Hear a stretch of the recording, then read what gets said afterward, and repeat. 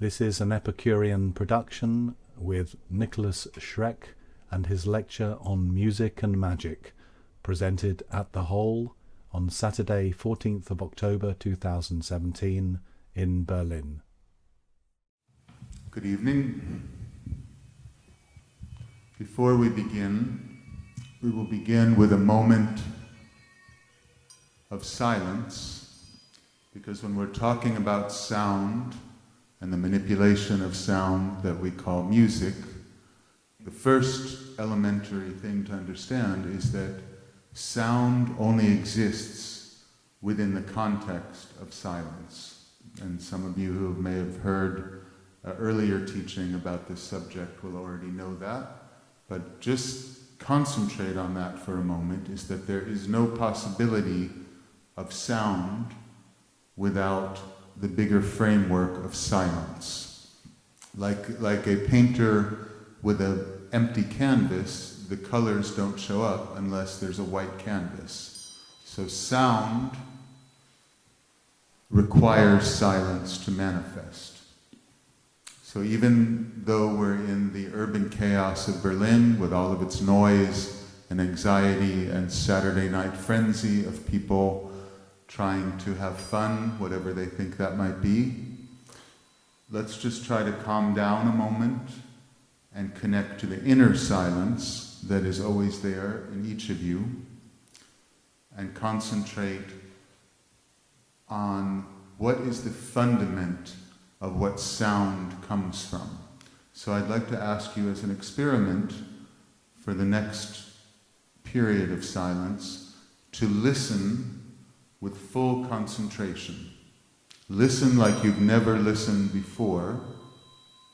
Listen very carefully to what is actually happening. And try to calm your mind down. Don't think about where you're going, what you have to do, where you came from. Try to be totally centered, and in this moment, connect with the eternal and timeless silence that is always there. And to signal this moment of silence, I will begin by ringing a bell that signifies the feminine principle of wisdom, which is a metaphor for the deeper emptiness of the void, which is analogous to what silence actually is. So when you listen to the bell ringing, concentrate on the vibrations of the bell, and then as you hear it ebbing into silence, try to connect with that silence. Try to listen to the last little tintitabulation of the bell as it fades. So we will begin our moment of silence.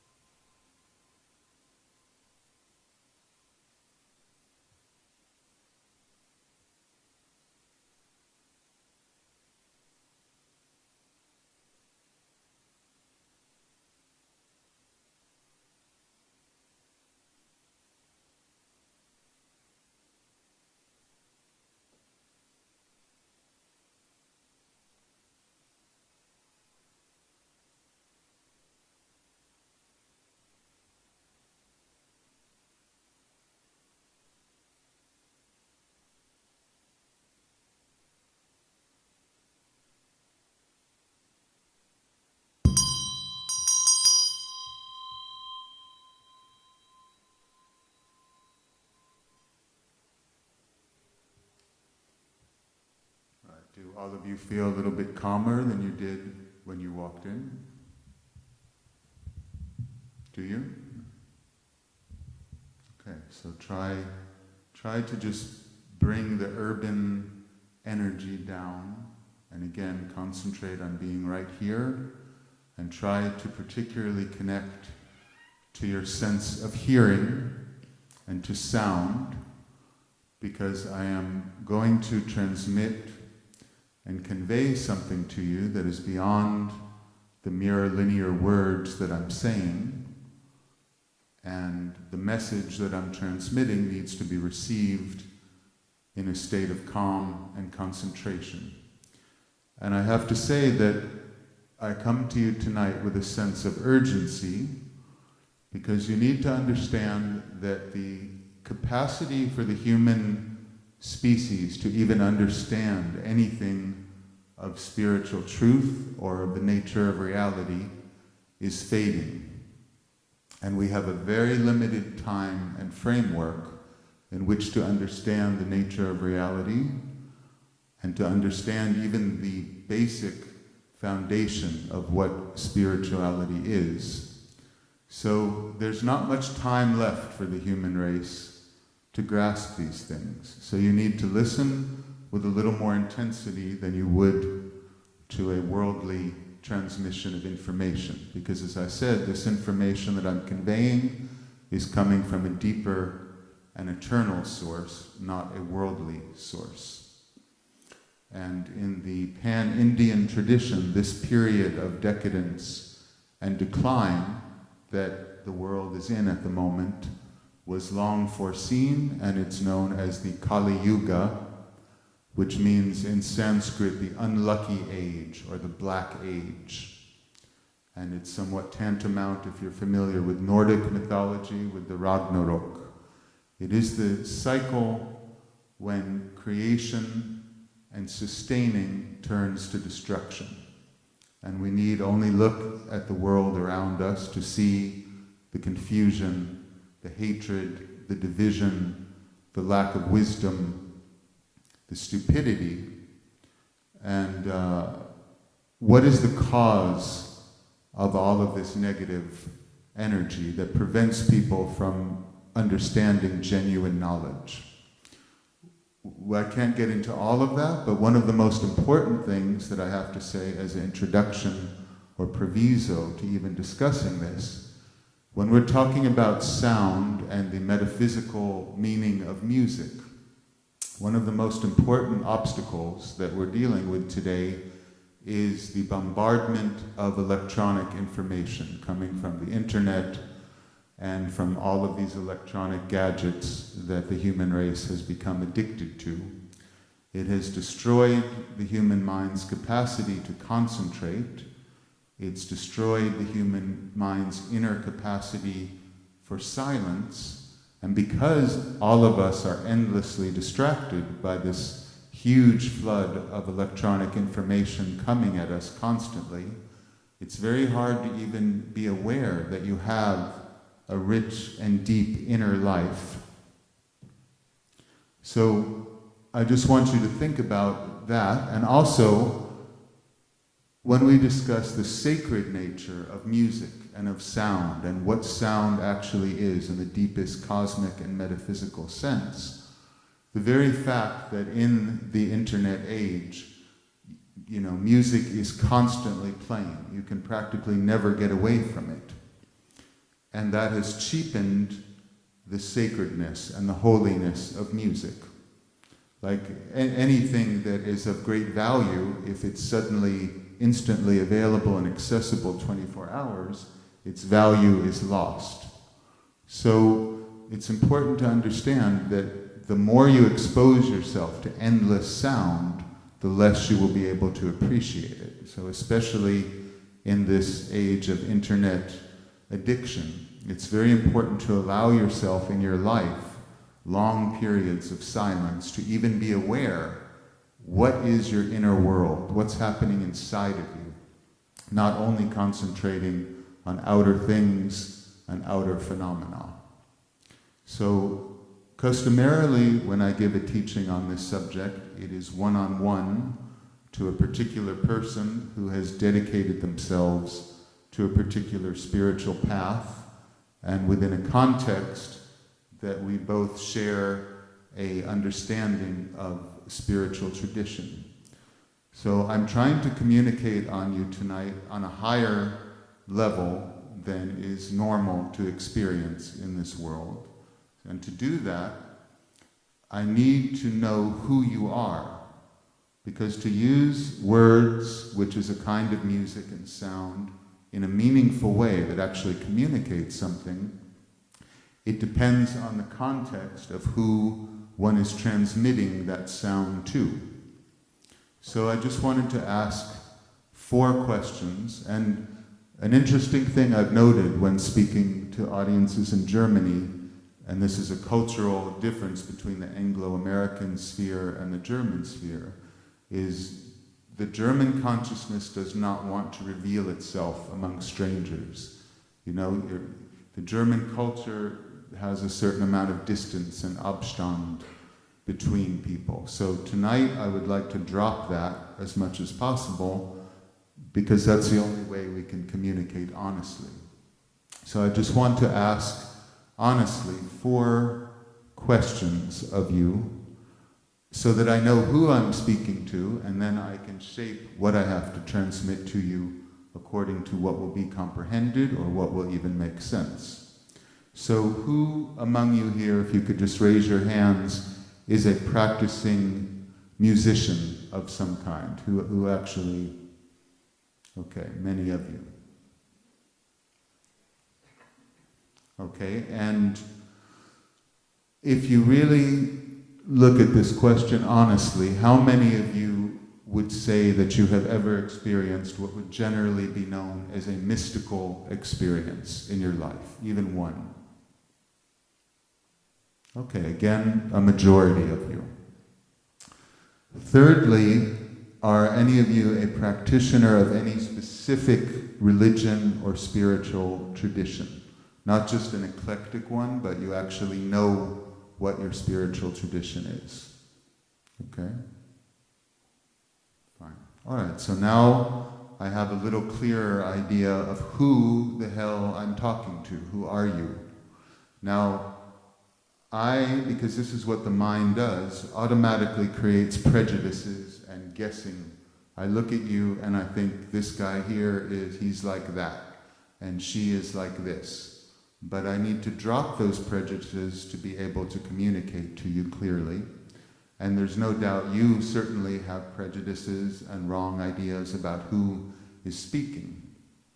So we have to try again to be open to communicating without all of these barriers that usually prevent any meaningful or deep transmission of actual wisdom or knowledge. The final question, which will also be relevant to what I'm discussing tonight, who among you would say that you have had any kind of encounter with what would generally be understood as a spiritual being? That could be a ghost, a god, a demon, an elf, any kind of spiritual being that was not merely a hallucination or a projection of your own mind. Okay, considerable amount of you. So that allows me to know what information and what is actually going to get through to you. So this is the first lesson in sonic magic, is the first thing we have to do when we manipulate sound to create a change, which is the most simple definition of what sonic magic is, though it goes much deeper than that. We need to know the context, the causes and conditions in which we are transmitting that sound. So now we have established that, and we can go a little bit further. Before I get into the specific subject, I think it's important to define what am I talking about when I use the word spiritual. And this is an important aspect of understanding sound and communication, is the word spiritual is just a sound, and probably each of you have your own definition of what that word means. So it's important that we always, when we are using in a ritual context any kind of communication, that our terms are completely understood so that we can communicate properly. So you may hear the word spiritual and one particular idea comes into your mind, but what am I talking about when I say that? I mean specifically that this body and your body and the chair that you're sitting on and the walls around us and the frequencies of light that you're seeing are a manifestation of the phenomenal world. They are physically what exists, what can be touched. What can be actually touched is the physical material world. When I say spiritual, I mean everything that is not manifest in this material world. You cannot see it, but it's here. You cannot hear it, but it is here. So spiritual doesn't just forget any kind of esoteric or occult or New Age definition of this word, which in a sense is an unfortunate word because it's very misleading.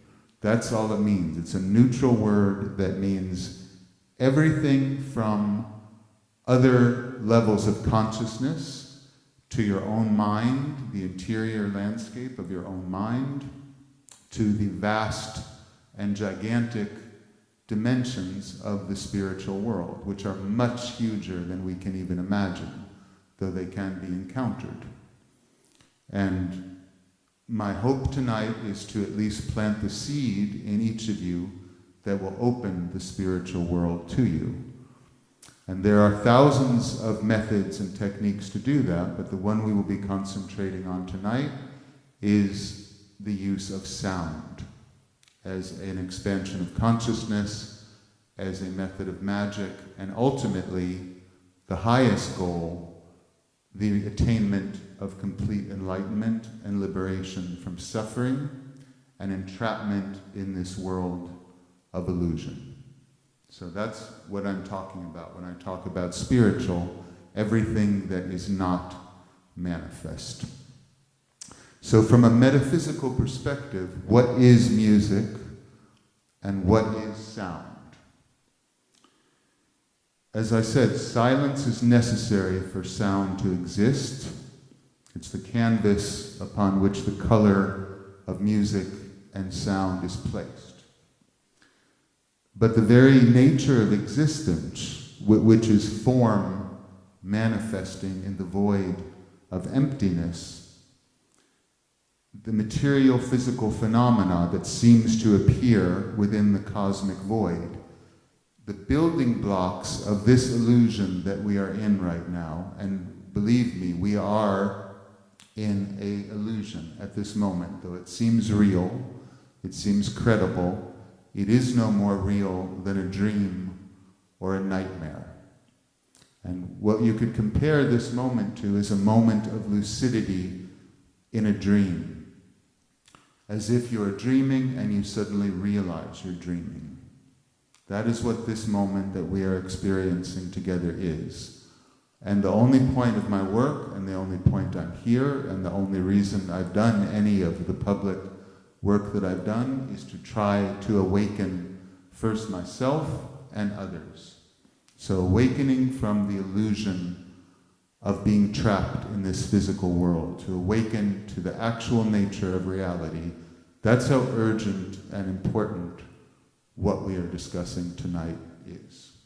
It's not for entertainment, it's not for a night's amusement, it's a cosmic game and a joke, but it's also deadly serious, because if we remain entrapped in this illusion, the chance of ever encountering a moment like this when we have the possibility to awaken is very low. So, what is sound on the deepest level in the pan-Indian tradition of Tantra, in Hinduism and Buddhism? Anahata nada is the cosmic sound. And I don't want you to get too alienated or make any judgment about hearing Eastern words, which immediately evokes some kind of romantic, New Age, occultish kind of thinking. It's simply that the Indian culture has thought more deeply and for much longer than the Western culture about what the nature of reality and the mind actually is. So I'm using this Sanskrit phrase because there is actually a useful terminology for this very obscure phenomenon that in the West we hardly have considered and have hardly studied at all. So that is anahata nada. And you could simply say that is the white noise that we hear when everything is silent. right now at this moment, even in the noise of Berlin, there is a kind of drone, a very subtle drone. If you were fully awake, if all of your senses were purified and activated, you would be able to hear a deeper tonality underneath that white noise, that general buzz that we hear when we're alone and when we're silent. Are most of you familiar with what I'm speaking of? Have you heard that sound? You're in an empty room and you hear a kind of buzz. Do you know what I mean? Okay, so that is just the tip of the iceberg of what the deepest cosmic sound of the universe is. And that sound is actually all that exists. We are merely the vibration of that sound, which is characterized in the tantric tradition, and I'm sure many of you know this, as the seed syllable or mantra, Om. And Om is a way that human minds in this world can even begin to comprehend what the sound of the universe is. So, the thing that distinguishes the Anahata Nada, the basic core sound of consciousness, of the mind and of reality, is that it is unstruck. In other words, to make a sound in the material world, we have to strike something. When I speak, my lips move together, the breath has to move through the larynx, etc. To create a sound in the material world, we have to strike something, an instrument, our voice. It's two things. The cosmic sound, this is the hardest part to understand if you haven't had spiritual practice, exists already. It has always existed and it will always exist. Since beginningless time and endlessly, the cosmic sound is creating the illusion of the universe that we all experience. Now, that, if you can remember, that is called unstruck sound, if we translate the phrase from Sanskrit. Nothing created it by putting two things together. And this is what's referred to in the Zen tradition. It's almost become a cliche. I'm sure many of you are familiar with the sound of one hand clapping. In the Zen tradition is a way for human minds to even comprehend a sound that was not made by anything, but that already intrinsically exists. And that we are that sound. We are not different from that sound. Okay? So, let's think about how much sound is the building block of our reality. And I'll give you the most banal, everyday example. What is your name? Say it again. Okay, Irma is her name. Is that your identity? It's a sound that your parents called you, but it has no intrinsic meaning. It is merely a sound. So all of us, whatever you are called, is merely a vibration of sound. It has no intrinsic identity. It's just a label that has been placed on you arbitrarily. So think for a moment about how your very identity, if someone calls out your name, it actually is just an arbitrary choice. It is not who you are. It's merely a sound. Your address, where you live, where you consider your home, whatever strasse you live on, is also an arbitrary sound that has been placed over a complete emptiness. You don't really live anywhere. So your name doesn't have an intrinsic meaning. The sound of your name, the sound of where you live has no intrinsic meaning. You understand what I'm getting at? It's just something we've agreed to go along with, that I will call you by your name and you will call me mine, and I'll say, I'll meet you at such and such a time. Time also doesn't exist except as a sound we have arbitrarily placed on this lecture begins at 8 o'clock. But there's no such thing as 8 o'clock, and we can go deeper. The sound of the name for this planet that we're on, Earth in English, we don't actually know where we are or what this mysterious state of consciousness that we are in. We don't know what universe we're in. These are just convenient labels on a very superficial level that we use to communicate and survive. But they don't address the deeper sound of consciousness and of the mind that would connect us to the unimaginable vastness of the reality that we actually live in. Another level to consider with what is sound and how does music work with the building blocks of reality. Everything that you consider your reality pretty much comes from the inner voice that you hear in your head. It is an unstruck sound as opposed to the struck and unstruck sound we spoke about earlier. Everything about what makes you you, what makes you think you are an independently existing self, is completely created by the sound of your own thoughts that are not spoken. Can all of you understand what I'm getting at? You wake up in the morning from your dream, and there's already a voice in your head. It could be a sub-vocal, but it is a sound. And that's pretty much what we are creating our reality on. But do any of you actually know where that inner voice that you think is you comes from? I would wager that you don't, because it takes a great deal of time and a great deal of silence and a great deal of discipline to try to focus on understanding what is that inner voice that is called discursive thinking, the endless voice that makes you you. It isn't actually you, because you, like your name, like your address, like this inner voice, is again merely an arbitrary tone frequency that has no intrinsic meaning. And in the Buddhist tradition, this is what is meant by the concept of form being emptiness and emptiness being form. They're fused together.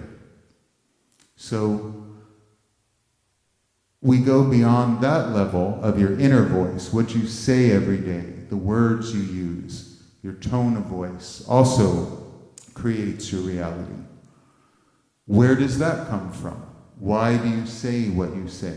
How much time do you take to think about how much control you have over that inner voice in your head? And then when you say something, do you really consider what the source of that sound is?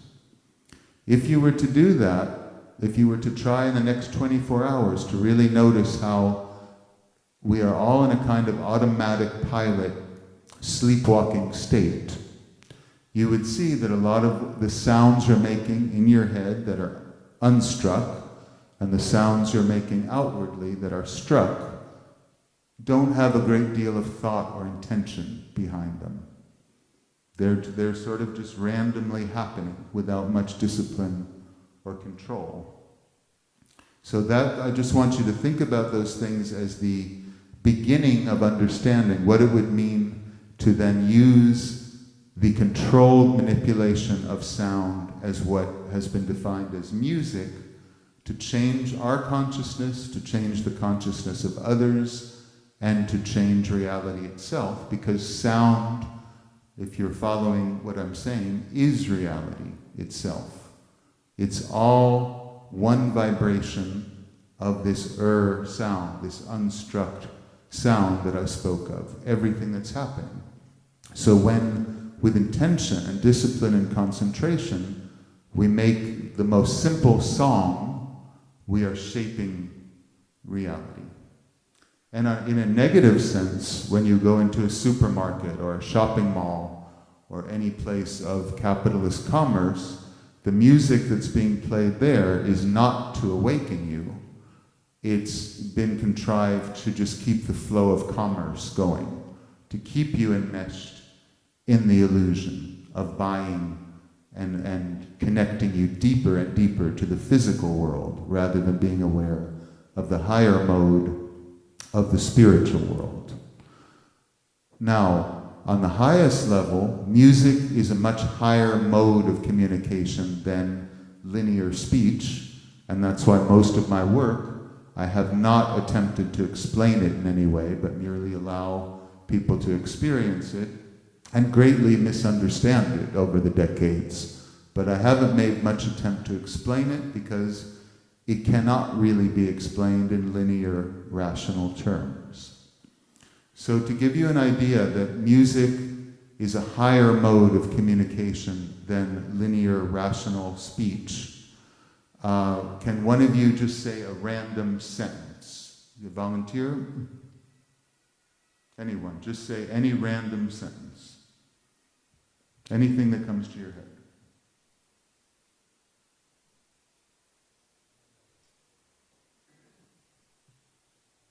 Okay. Okay, the gentleman, who happens to be a singer himself, thought of the random sentence, "Your cat looks very blue today." Now, when I say your cat looks very blue today, it has a certain level of meaning, but not much. If, on the other hand, I say, "Your cat looks very blue today," it already has an extra level of meaning, even though it is a relatively meaningless sentence. Were we to repeat it, "Your cat looks very blue today. Your cat looks very blue today. Your cat looks very blue today," it automatically has a higher meaning that we are projecting onto it. So this is how music can quickly be seen to be a ritual. When we transform the linear into the musical, it already brings us up to a higher level of communication. And that's now, repetition is a very important part of musical ritual, as it is in a song or symphony, because the repetition is what gives it weight and underscores the meaning of the lyric. So again, that's not something that can be rationally understood, but I think that demonstration shows you what I mean. Another factor about sound that needs to be considered is that scientific research has shown that through electroencephalogram, EEGs of people's brain waves, when someone is dying, the last sense that goes is the sense of hearing. That's how essential to our very idea of a self, listening and sound, something we take completely for granted because it's just happening. But when we are in the process of dying, science has proven that all of our other senses fade out, but the sense of listening and hearing continues. From a spiritual level, going beyond materialistic science, this is the reason that the so-called Tibetan Book of the Dead, which actually is a misnomer, its actual name, to get it correctly, is the Great Liberation Upon Hearing in the Intermediate State. And this is a very important point, is when your mind starts to separate from your body, which is what is called death, your mind will continue operating exactly as it is now, but the sensory tools which perceive this illusion that we're in will start to fade. And we will start, like somebody waking up from a dream into another reality, we will start forgetting about this reality that we're currently enmeshed in, and a new dream will start beginning, which you could call the Bardo state or the intermediate state. The important thing is that it's called liberation through listening. At the moment of your death, in the Tibetan Tantric tradition, a lama or a serious practitioner would read a guide to what you are experiencing at the moment of death, and you will be able to hear it because your mind at the moment of death will continue. It will be able to still understand if somebody with compassion who cares about you is trying to guide you from awakening from the dream of this life into another life.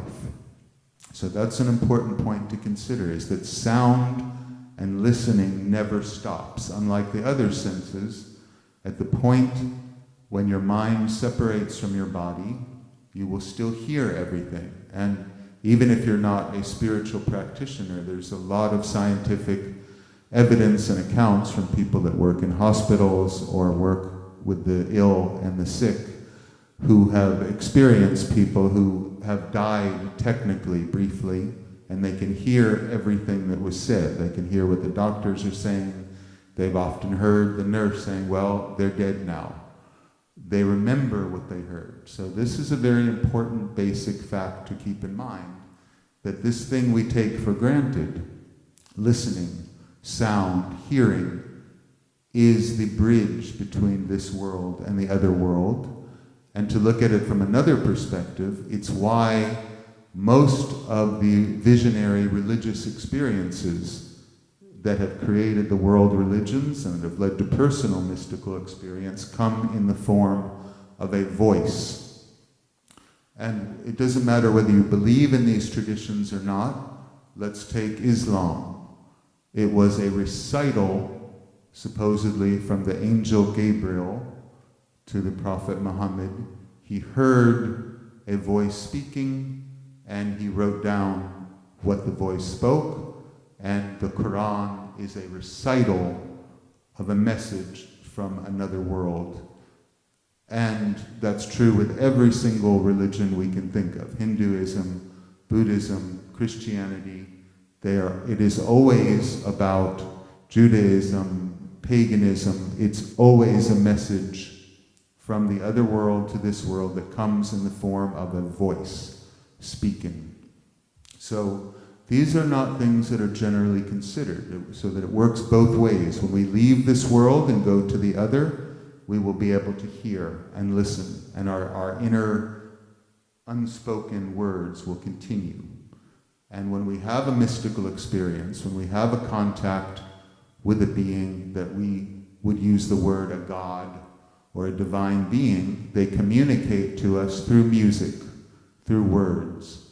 And this is why, as far back as we go, in ancient history, the first music was prayer, was hymn, was trying to speak through music, which is the mode of communication the gods hear. So, now, the inner sound is sacred in the sense that it cannot be completely understood by linear reason. I'm just pointing to an experience that you can think about logically and rationally and intellectually, but ultimately it's something that needs to be heard and experienced. So any linear words I say can only be what is called in the Zen tradition pointing to the moon. It isn't the moon itself, it's just an indication to lead you to that inner state. So that's the theory of sonic magic and of using sound as consciousness. I want to talk a little bit about my personal experience of it and how I've come to learn about it through actual everyday life, rather than keeping it as an intellectual or philosophical point of study. It's something I've experienced in my own spiritual search. As a young child, I was always incredibly sensitive to sound and music, to the point where it's almost the first thing I paid any attention to. And I was particularly fascinated with, before I could even articulate the words for it, how radio waves can communicate sound through the ether, through the air, and transmit music, and that the music would then create emotion.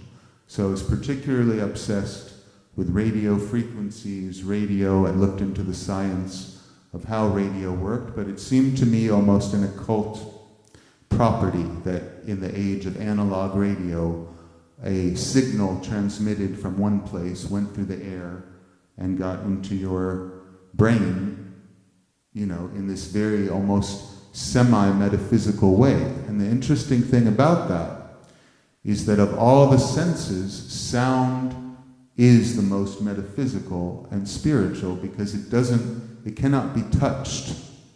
Sound and music are already halfway between the spiritual world and the physical world. So as soon as you hear a sound, you're having a spiritual experience because it's not a completely tangible thing. And that's why the art of music is always the most metaphysical and probably the most powerful emotionally, because it's connecting to a much deeper spiritual reality than the merely material. I'll just mention a few landmarks that I experienced that sort of opened the door to these things to me. In 1972, when I was about 10 years old, my father, among the many things he did, he got involved with a plan to bring gambling to the island of Haiti. And this was a time when gambling had been banned in Cuba. So gambling companies were looking to expand where they could have gambling. So he was doing some public relations for this effort in Haiti to bring gambling there, probably with some kind of mafia backing, but I was never completely clear about that. So we went to Haiti in 1972 when the dictatorship of Duvalier was still very powerful, and the son of the founder of the Duvalier dictatorship, named Baby Doc, was the head of the government. And the government at that time was run completely by voodoo. And coming from the West into Haiti in 1972, the night I got there, you heard voodoo drums playing everywhere up in the mountains, and you could see immediately that the Haitian people were not playing at occultism or esoteric practice in the way that one saw in the West, but that their music, and particularly the voodoo drums, was directly connected to their relationship with their spirits or gods. And that's what voodoo means, is basically spirit.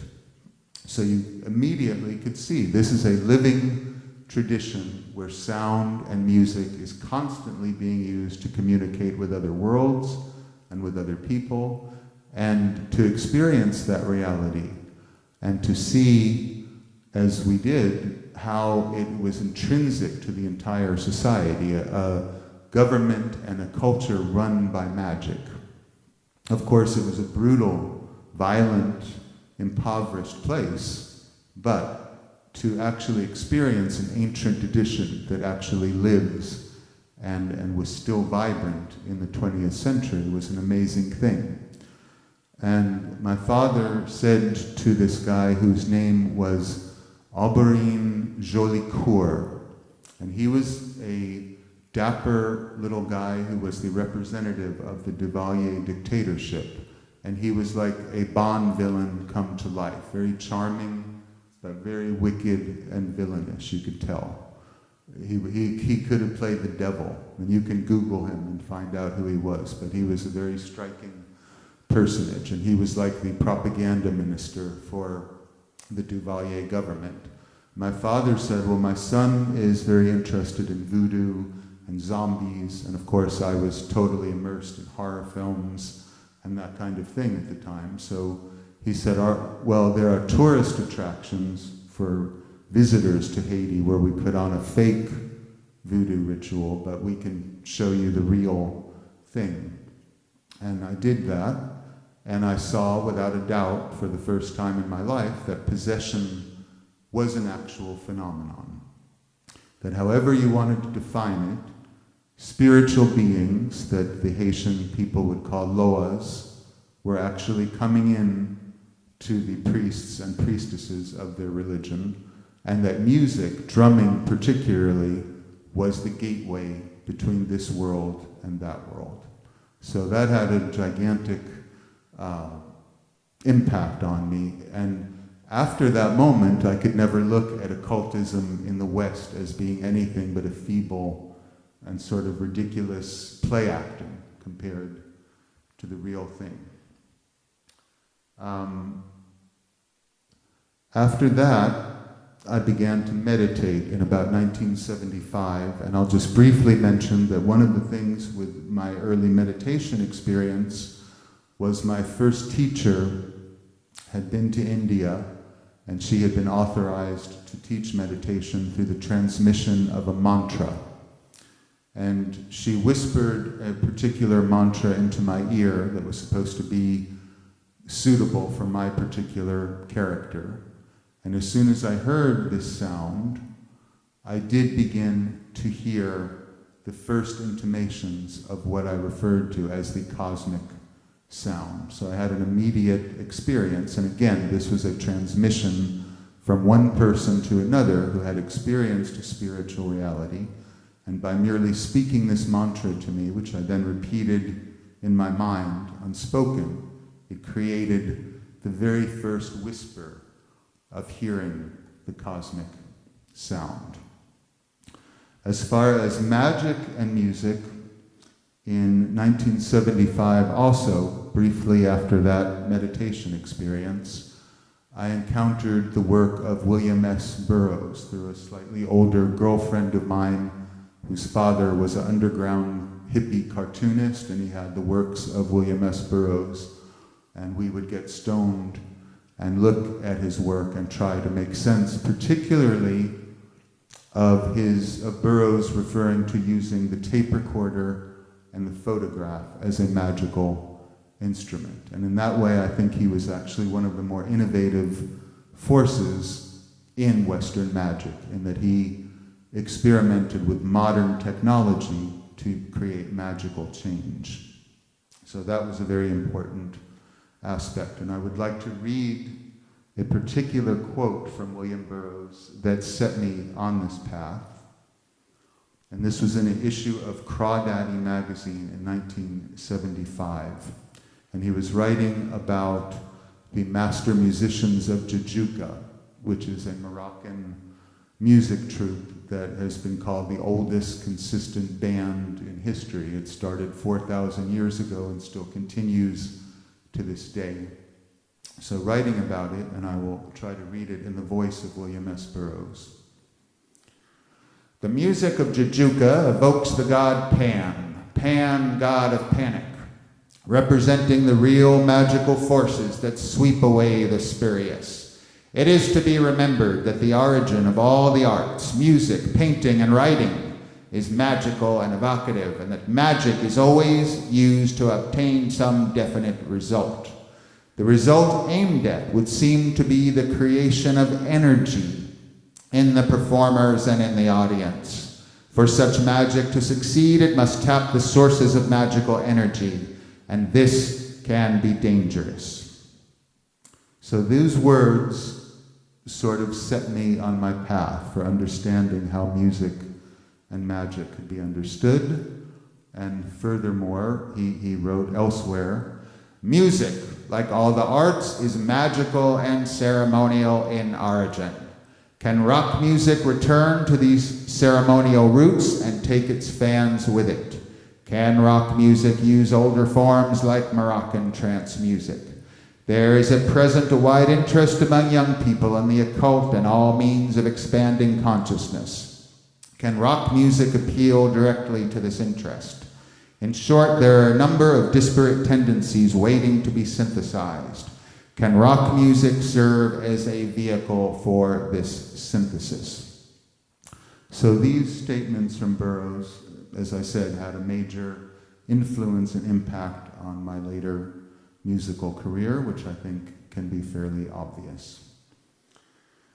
In 1981, I began researching the first book I ever wrote, which was called, and I never published it, but the title of it was From Atlantis to Auschwitz, and it was a study of magic and occultism in the Third Reich, and that was the first time I came to Germany to do research. Now, involved with the research for this book, From Atlantis to Auschwitz, I learned that a certain art student who was living in Vienna with his friend August Kubizek, had experimented with a kind of avant-garde music, and inspired by his favorite composer and one of mine, Richard Wagner, this impoverished teenage Viennese art student developed an idea of creating an opera.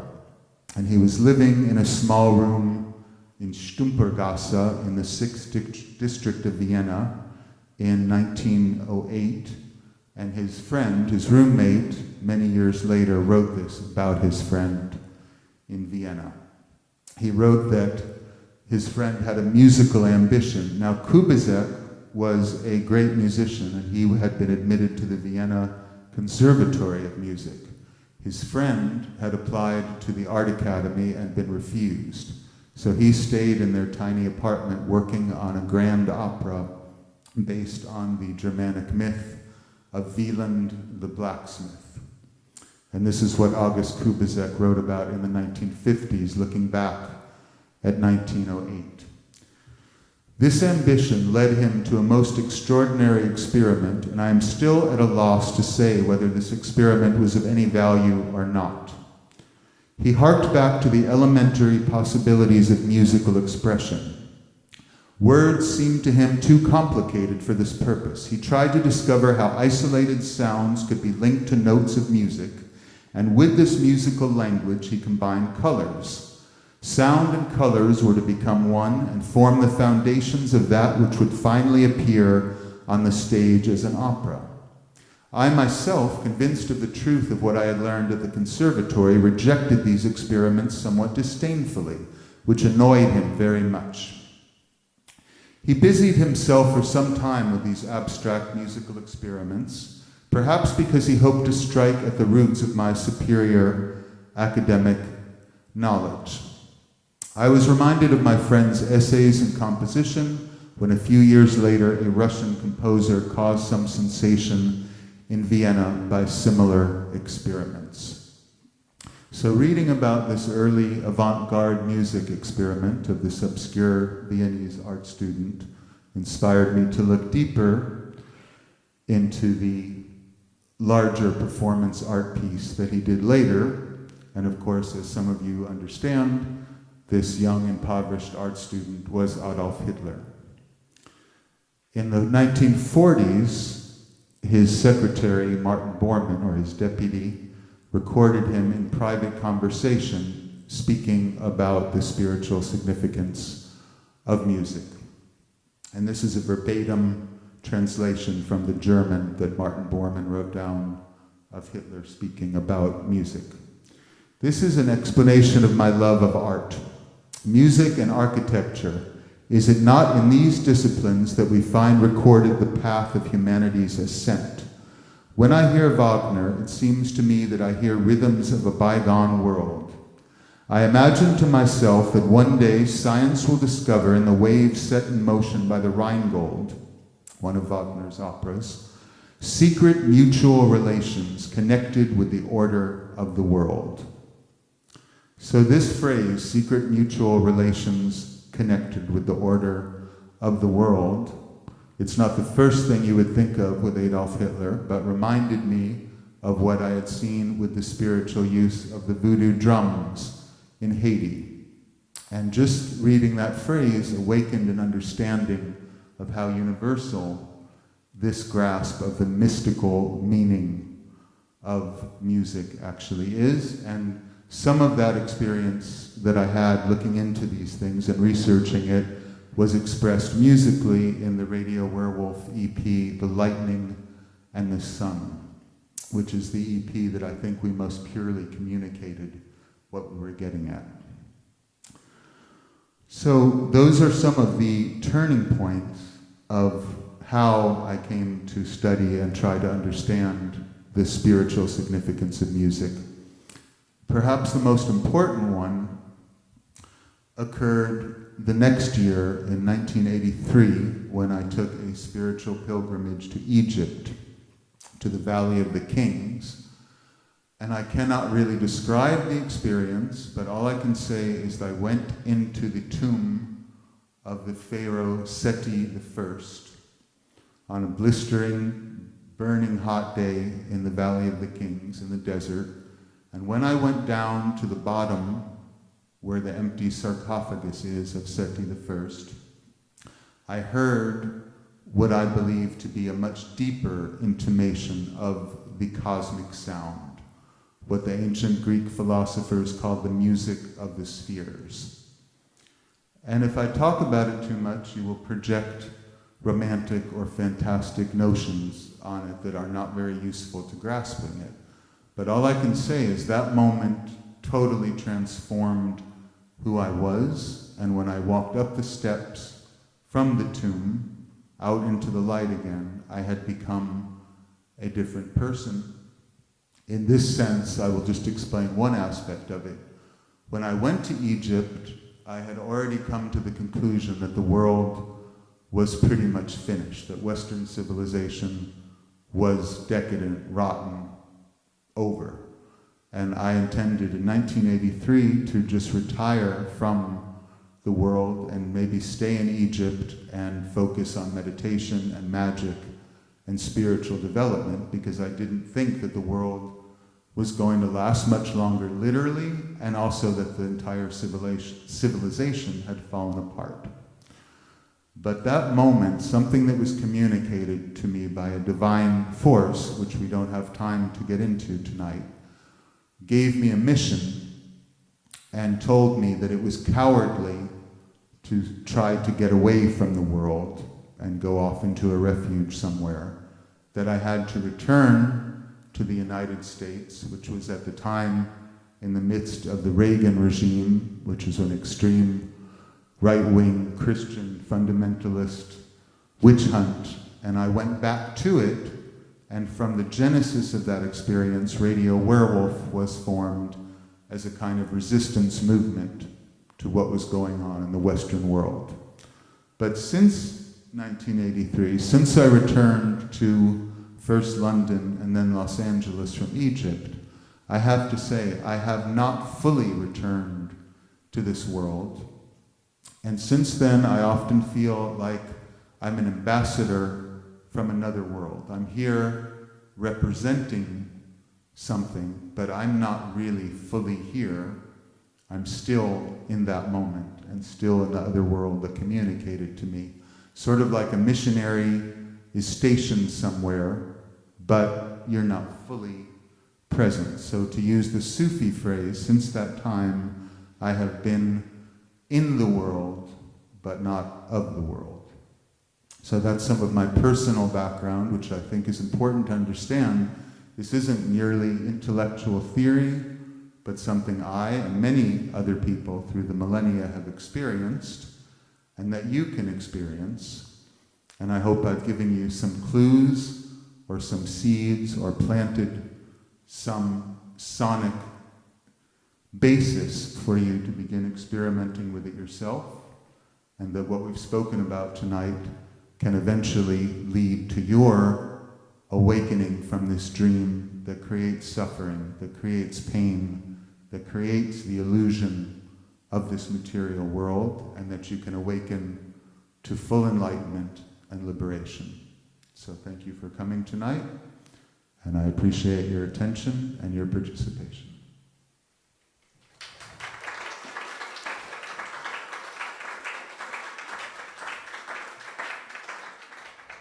Thank you. You have been listening to NIKOLAS SCHRECK and his lecture on music and magic, presented at the Hole in Berlin on Saturday the 14th of October 2017. An Epicurean production.